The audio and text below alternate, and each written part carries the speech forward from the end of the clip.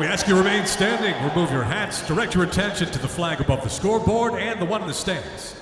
Please welcome back the Penguins' own Mr. Geoff Jimerson. As together with one voice, we all sing the Star-Spangled Banner. Oh, say For 35 years, Geoff Jimmerson has been singing the U.S. national anthem before Pittsburgh Penguin hockey games. And when the visiting opponent is an NHL team from Canada, Jimmerson sings two national anthems, the Star-Spangled Banner and O Canada. O Canada, our home and native land. As you can hear, Geoff's got a magnificent voice, capable of impeccably belting out both of those songs. It's little wonder the Rotary International president and Pittsburgh sports fan Stephanie Urchick chose Jimerson to sing the two anthems in Calgary this June at the Rotary International Convention.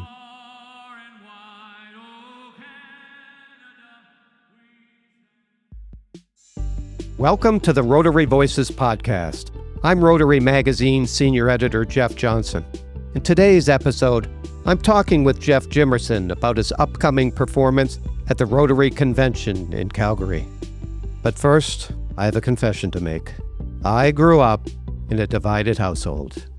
My father was from Massachusetts, but he attended the University of Toronto on scholarship. There he met my mother, who'd been born in Peterborough, Ontario.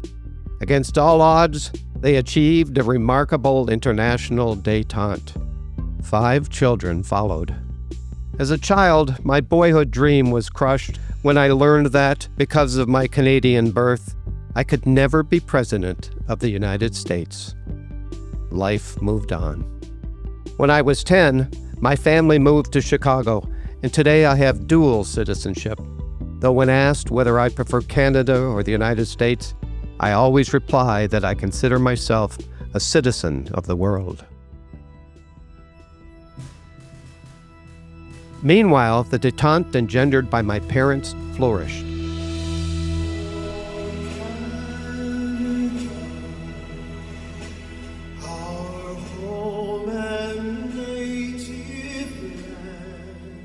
With families of our own, my siblings and many cousins joined our elders in Cape Cod for an annual 2-week summer reunion that attracted scores of relatives and culminated with an interfamily softball game. Everyone in attendance, despite their country of birth, passionately sang both anthems. We live in a hyperbolic age, so let me state unequivocally that never in the annals of history has such harmony, both literal and metaphorical, been witnessed beneath 2 flags. At the conclusion of the game, we were all nothing less than citoyens du monde, citizens of the world.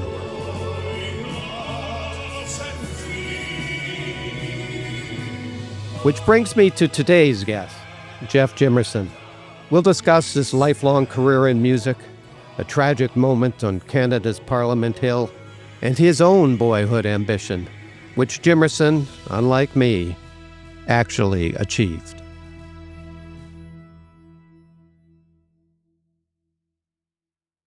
Geoff, thanks for joining us today. Glad to be here. Real pleasure. Geoff, as was mentioned, will be singing both the Canadian and the U.S. national anthems in Calgary at the Rotary International Convention in late June. We're eager to hear you perform there, Geoff. I want to talk a little bit about your career. You've been with the Penguins since January of 1991, as I think the first time you sang. When did you first know you wanted to be a musician? Oh, that's easy. I saw the Beatles on the Ed Sullivan Show, like a lot of guys my age. That was it. And I just kept on doing it. I told somebody the other day, I've been in a band since I was in like 6th grade. Just take those old records off the shelf. Rather sit and listen by myself. I wanted to learn a little bit more about that. You saw the Beatles on the Sullivan Show in the mid-'60s. Yeah. You started your own band, Airborne, in 1990, I believe. What happened in the intervening years? Probably a few dozen bands. I had day jobs, and then I worked at a couple entertainment agencies. But I've always been in a band that just played bars mostly. We did original material and tried to go that route, but basically just ended up being in a cover band and just, kind of making a living from music. Tell me how your band Airborne got started. The guitar player and I were in a different band together. We had the guys who were leaving town, and we started a new band, and that was when I found the drummer that I'm presently with. So I don't know how I got so lucky that we stayed together. Musicians know bands come and go, and there's a few bands in Pittsburgh that are like us that have been together for over 30 years. I mean, we kind of know each other, and we kind of accept where we are. Everybody has day jobs. We're not chasing a dream of stardom at this point. We're just enjoying each other's company and making a living from playing music. I always tell people we're a converted rock band. Back probably about 15 years ago, we started doing corporate events and weddings, so I became the wedding singer there. But, you meet a lot of nice people, and with my situation with the Penguins, a lot of people come in to a particular event and they'll say, "That looks like the guy from the Pens." I get that all the time, so it's kind of fun. Does anyone at the Penguin game ever say, "Hey, isn't that the guy from Airborne?" No, they don't.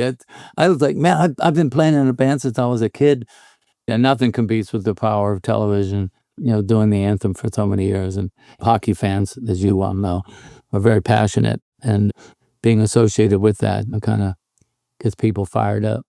I understand it was a gig with Airborne that got you started with the Penguins.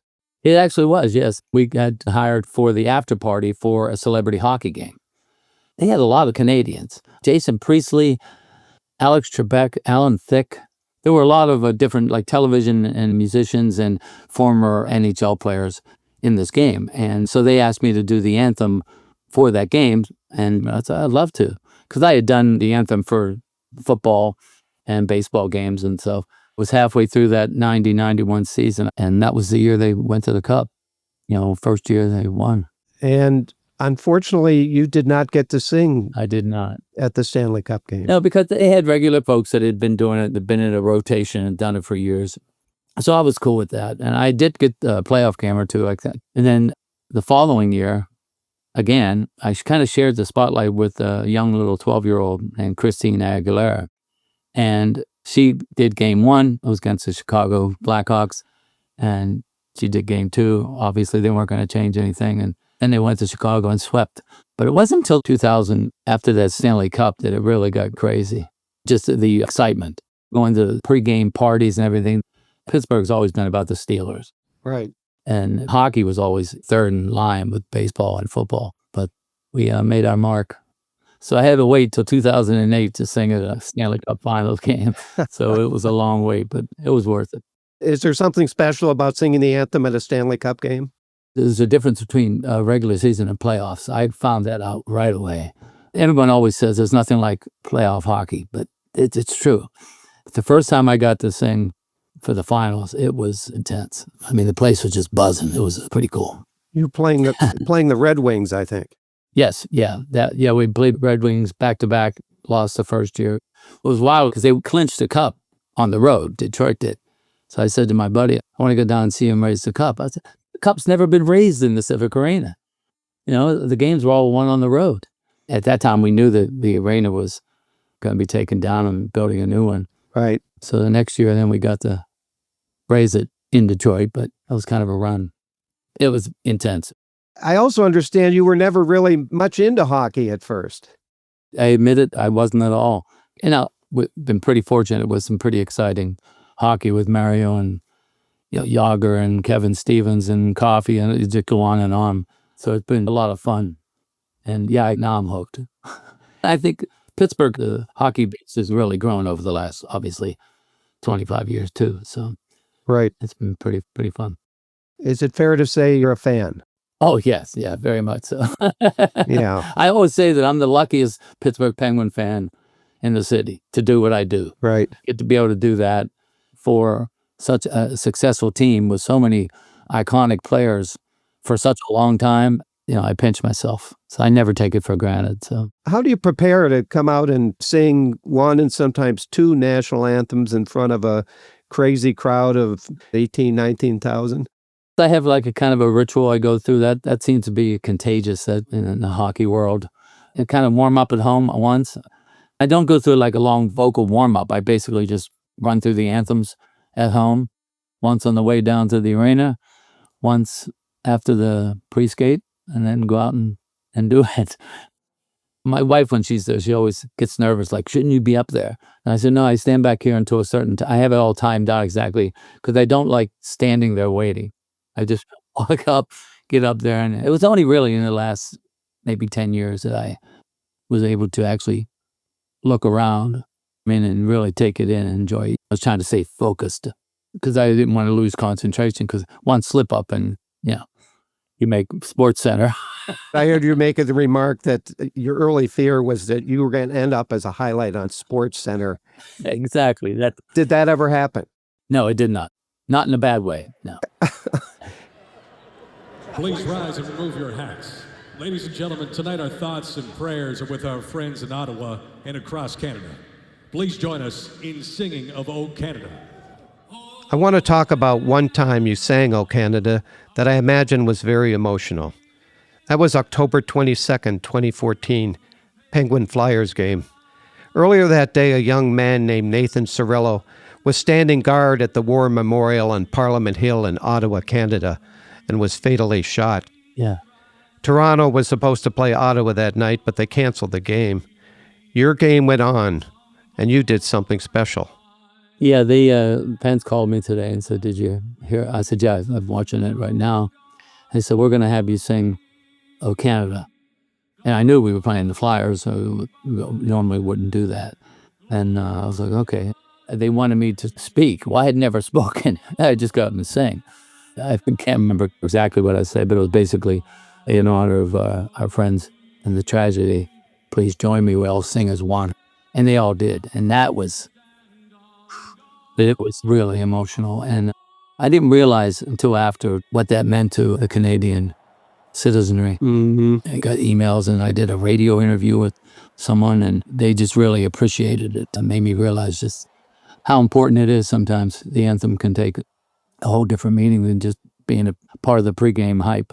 I love the way the Pittsburgh crowd sang O Canada with you. I've watched it. It's really an emotional moment. I don't know how you kept your composure, frankly. When things like that happen, and you have moments of silence for tragedies and things, I think about the families.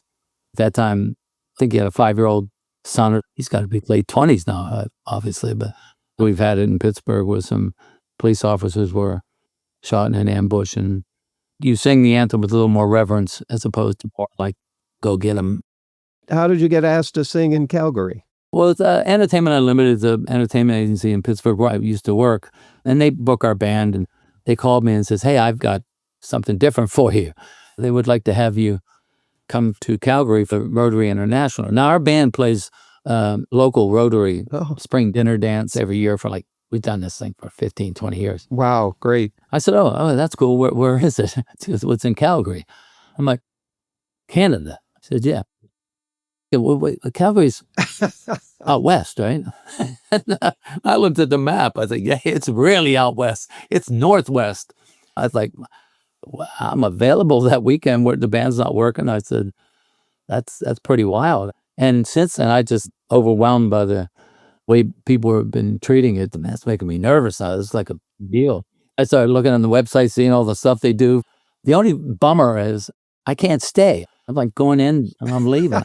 Because I started looking on the web and it just looks beautiful up there. And everybody I've mentioned it to and telling them where I'm going, I said, oh, you got to check this out and that out. So I'll have to do that at a different time. You'll have to. Calgary's a beautiful city. It's a wonderful mix of their frontier past, but it's a super modern city and all sorts of great restaurants. And Banff and the Rocky Mountains are a 90-minute drive away. And the Calgary Stampede is the week after. Oh, man. Yeah, you do. There's a lot of culture out there. I see you definitely embrace that. And I'm singing in the Saddle Dome, which is where Flames play. I'm looking forward to it. I'm getting excited now. Going to be the flip side. Have you ever sung the Canadian national anthem in front of an audience of Canadians? Alone? No, not by themselves. Okay. You guys have the reputation of being such easygoing folk. And I can attest to that. Toronto fans especially make it down for the games in Pittsburgh. And if they see me, they'll say, hey, you did good job on O Canada. And they'll want to take a picture. And you'll see all these Penguin fans go, Jeff, what are you doing? I say, all in love. So the Ottawa fans too. They'll always make a point to come up and say, hey, nice job on O Canada, because they appreciate it. Nobody's performed there more times than I have, which I don't know how many times it's been, but it's got to be 500 or 800 over 30 plus years. I don't know. But yeah, I think about that a lot. But first of all, I miss the old building. I was going to ask you about that. That place had character. Don't get me wrong. The new arena has all the amenities. It's great. But I always say, like, where I used to warm up and wait to sing, I came out of the tunnel where the visiting team came. So I'd always see the visiting team getting fired up and, and slapping each other and doing all this stuff, getting ready to go out the tunnel there. And I would warm up around the bend in this area, and it smelled like beer and nachos, like by an old garbage can. But it had character. And when I would walk out, they didn't have room on the bench for the backup goalie. The backup goalie sat on a stool in the runway there. And different guys just standing there waiting to step out. And they'll look at you and they'll say, you know the words, don't you? Don't mess up. And I'm thinking, come on, man. They're trying to psych you out. They're trying to mess with me. It's fine. But the people were right on top of you. It was a great place to watch hockey. So that's the same here in Chicago. The Blackhawks used to play at the Chicago Stadium, the Madhouse on Madison, and I used to go there as a boy. And that people could smoke then. I'm sure they did, too. And it was crazy loud. And the new United Center, the house that Michael built, is a lovely arena, but it's very near where the stadium used to be. Great place to watch basketball and hockey, just not the same. Yeah. I think what helped the PPG was having some playoff games there in the cup and all that. Then you kind of build up, especially younger. Yep. I get a lot of guys that come up and go, man, I'm watching you since I was 5. I was like, it's kind of a cool feeling, but it does make me feel old sometimes when I see these guys. They hire the band for a wedding, and I say, I wanted to have you at my wedding. That was the only thing I wanted to have. I'm glad our band did a good job, because if you hired me just because I'm the anthem singer for the band, you're rolling the dice. Well, as you said when we started here, Airborne's been around for 35 years now, going on 35. Yep. And you've been singing with the Penguins for just about the same amount of time, off and on at least. And that's a pretty remarkable career, particularly to have one band stick together that long. It's like you just don't have to think about things. It just happens naturally. I've been fortunate in many ways, but having those guys and the Penguins thing has been a blessing. Well, Geoff, it's really been great talking with you today. Great talking to you. Good luck in Calgary, and give our regards to the Rotarians in Pittsburgh at the spring dance. I definitely will do that for sure. And thank you very much for allowing me to do this. I hope all goes well, and I'm looking forward to it. But thank you. Oh, Canada, our home and native land. This episode of the Rotary Voices podcast was produced by J.P. Swenson and edited by Wen Wong. Production by Yusu Kim. I'm Geoff Johnson. If you enjoyed the show, please rate us 5 stars on Apple Podcasts and Spotify, and share it with your friends. The Rotary Voices podcast is produced by Rotary Magazine, the official monthly publication of Rotary International. Thanks for listening.